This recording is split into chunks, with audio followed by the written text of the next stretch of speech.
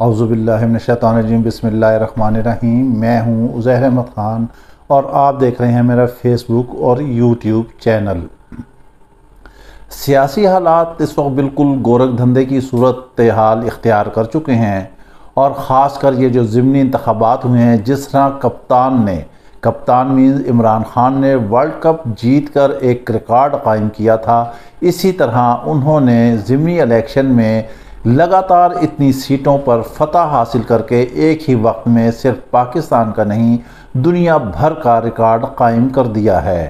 دنیا بھر میں اس خبر کو شہ سرخیوں میں شائع کیا گیا، چینلز نے دکھایا، پرنٹ میڈیا نے دکھایا، اور اس میں کوئی شک بھی نہیں کہ عمران خان نے ایک ایسا ریکارڈ قائم کیا جو شاید یہ بھانمتی کا کنبہ اگر ساری عمر بھی لگا رہے تو یہ ایسا ریکارڈ قائم نہیں کر سکتا، چاہے اس میں نواز شریف ہوں، شہباز شریف ہوں، زرداری ہو، بلاول ہو، فضل الرحمان ہو، کوئی بھی بیک وقت اتنی نشستوں پر فتح حاصل نہیں کر سکتا۔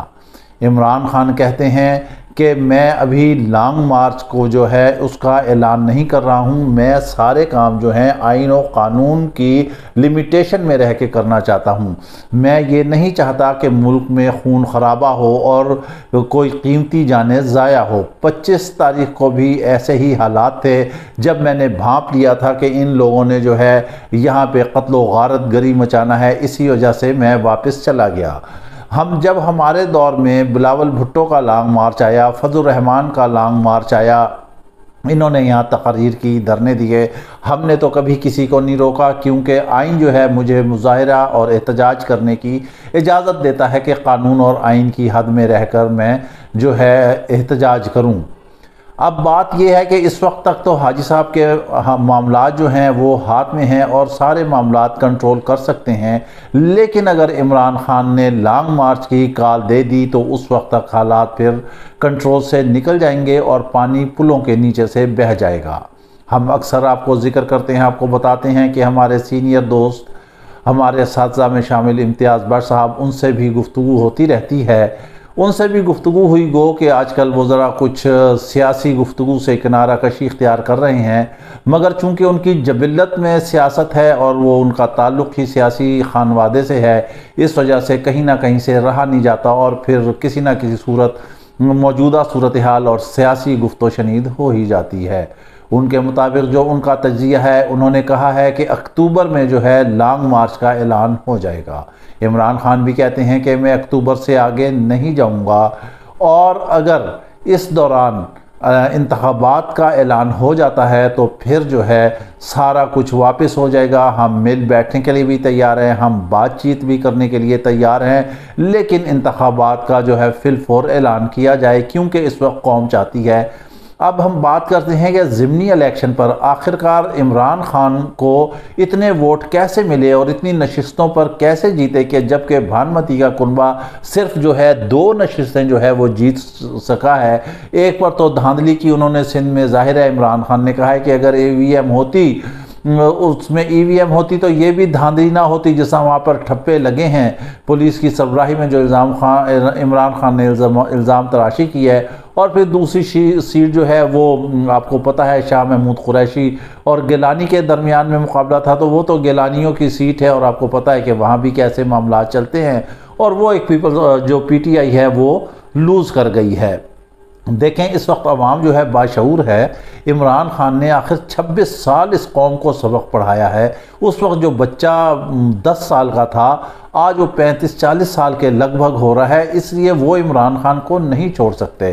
انہوں نے عمران خان نے قوم میں اویئرنیس پیدا کی ہے، انہوں نے قوم کو پڑھایا ہے، انہوں نے قوم کو اچھے برے کے بارے میں تمیز سکھائی ہے، انہوں نے سیاستدانوں کے اصلی چہرے بے نقاب کر کے دکھائے ہیں، انہوں نے وہ بولا ہے جو شاید 47 سے لے کے آج تک کوئی سیاستدان نہ بول پایا ہو، وہ ان لوگوں کے خلاف بولے ہیں جو شاید تاریخ میں آئندہ بھی کبھی نہ کوئی بول سکا ہو۔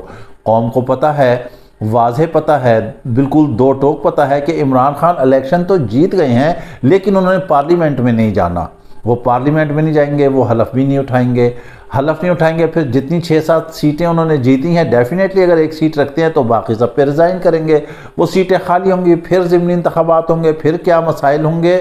مطلب یہ ایک ایسا سیاسی گورکھ دھندا ہے جس میں عمران خان نے اپنے اپوننٹ جو پی ڈی ایم ہے، جو بھانمتی اکنبا ہے، اس کو یہ دوڑا کے سانس پھلا کر یہ مارنا چاہتے ہیں اور اس میں کسی حد تک کامیاب ہو چکے ہیں۔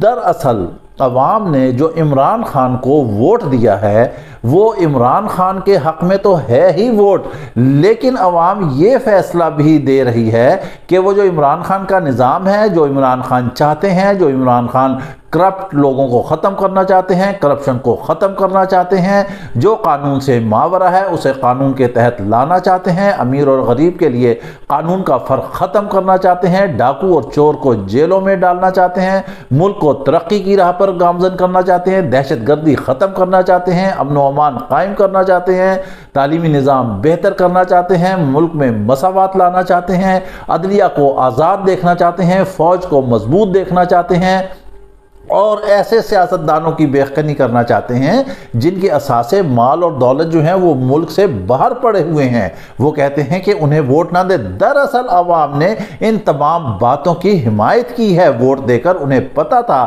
کہ ایک ایسی شخصیت ہے جس کو وہ ووٹ دے رہے ہیں، تمام سیٹوں پر جیت رہا ہے اور وہ کلین سویپ کرنے جا رہے ہیں۔ ہم پھر آپ کو دوبارہ یہاں ایک بات اس کو ہم ازبر کرائے دیتے ہیں کہ جنرل الیکشن ہوتے ہیں تو Imran Khan P T I جو ہے 2/3 نہیں میجارٹی سے نہیں جیتے گی بلکہ وہ کلین سویپ کرے گی، کیونکہ یہ 13 جماعتوں کا جو بھانمتی اکنبا ہے یہ آنے والے الیکشن میں، آمدہ الیکشن میں تتر بتر ہو جائے گا۔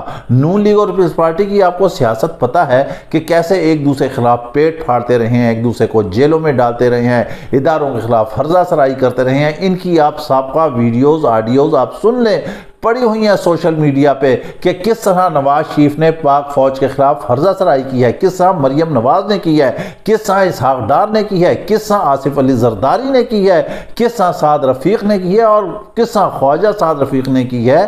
بس آپ نہ ہی پوچھیں، جس طرح خواجہ آصف نے کی ہے سب نے کی ہے۔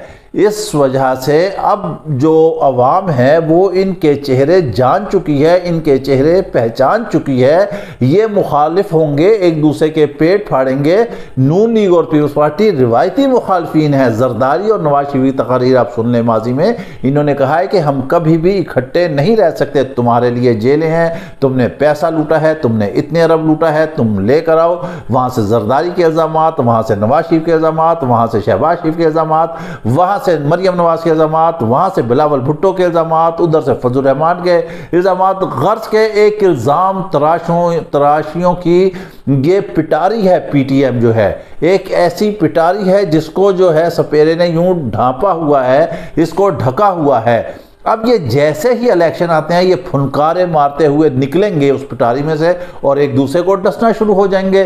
یہ تو پہلے ہی جو ہے سانجے کی ہانڈی جو ہے وہ چوراہے میں پھوٹے گی، تقسیم ہوگی۔